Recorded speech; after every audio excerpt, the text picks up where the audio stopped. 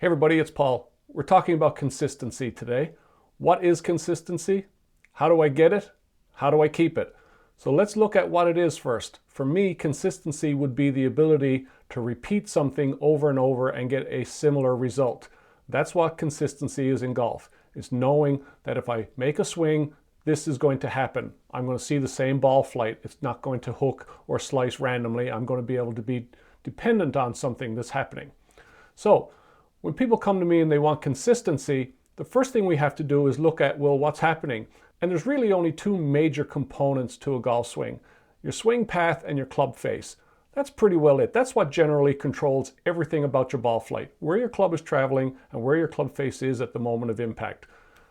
So we take a look at people and we look at their swing path and their club face. Now, having done this, like I said, for many years, I can tell you that almost everybody is generally consistent in at least one aspect. If they have an outside-in swing path, it's always outside-in. If they have an open club face, it's always open, so on and so on. So when we start to separate the two and I show them where they both are, most people are usually amazed to find out that they're very consistent in one aspect, but not in the other. So here's what happens. People don't know what they're consistent in, and they start changing that part. So we have two parts. We have path and we have face. And if you don't know which one is wrong and which one's causing the problem, you keep working on all sorts of random things that don't have anything to do with the problem, and we don't get fixed. And that's the inconsistency. So I want to show you a couple of examples of students that came in and versions of consistency, but not necessarily great shots, but consistent, and then versions of inconsistency and why that would be so much worse. So stay tuned. And folks, if you like the content on this channel, please hit subscribe, hit the like button, feel free to share or leave a comment. So here's an example of student that came in to see me. We can see, if we look at the circles, we can see the club head speed. It's generally fairly consistent. It ranges a little bit. This is a high handicap golfer. And if we look at his club path, positive numbers are swings that go to the left. So this was a right-handed golfer and he swung to the left about 6 or 7 degrees on an average.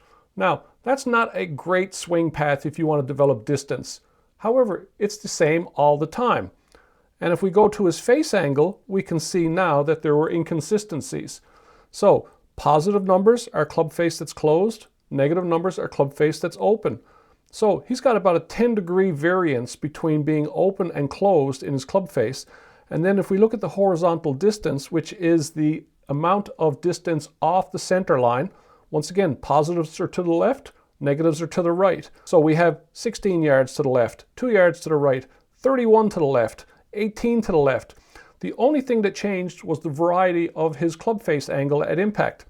Now, if this person is going to start talking about his swing and changing his posture and changing his stance and changing his alignment, is he addressing where the issue is, or is he ruining the only part that's consistent? Of course, that's what he's doing. He's ruining the only part. So he gets advice from his friends. He gets on the YouTube and starts looking at things, and the next thing you know, his swing path is off and his club face was never addressed. So now it's twice as bad, and now he just is lost completely. So let's look at another example.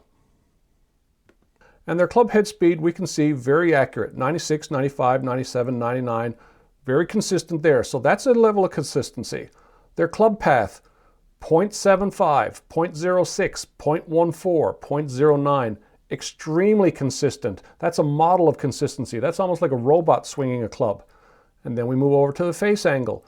Once again, positives are to the left. They're closed club faces, 1.7, 6.2, 2.6, 1.62. So if your path is always the same way and your club face has a variety of different degrees of impact, then of course we're going to get wildly different shots. So this golfer is out on the range, and then he sees his horizontal distance, which is shots to the left. 7 yards to the left, 36 to the left, 12 to the left, 5 to the left. And then he gets wondering, well, what am I doing? Oh, my friend told me maybe if I did this, I could help it. So then he does it, and it doesn't work. And then he does something else and it doesn't work. And the next thing you know, his club path is out of whack also, and he's dug himself into a hole. So let's look at one more. So here's a really good example of somebody who came in. If we look at their club head speed, very, very similar all the way through. 103, 104 miles an hour, almost all the swings all the way through. Extremely consistent on their speed, how they're swinging the club. The club path, positives are a club path that is outside to in.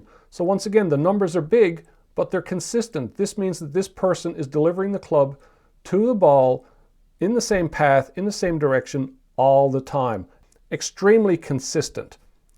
Then we go to face angle and we see the negatives and the positives. So once again, positives are closed, negatives are open. Closed 4, open 6, open 4, closed 4, open 3, open 6, open 11, open 7. So now we get a horizontal distance of our shots offline ranging from 53 to the left to 66 to the right. You know, that's a 110, 115 yard gap on the fairway. There's no chance of ever hitting a fairway doing that. And once again, this person fixes everything except for the club face. So all of these examples are club face examples. I also have examples of path, but you're getting the point. When these people are brought in and they see me and I can point this out to them and then work on drills that relate to the only one thing that was an issue, they can develop consistency. If somebody's across the line at 6 and 7 degrees, can they develop a perfectly straight shot all the time? It's very unlikely, but they can develop a shot that's very, very consistent. It travels down the line. It travels to their spot where they want it to go. So there's our 3 examples of consistency. So now here's an example of a student that came in who doesn't have any consistency. So this person is a little bit more challenged to work with. And this could be somebody who was consistent in one aspect at one time. And because of all of the different things they tried that were not related to the problem, they now become inconsistent in both aspects.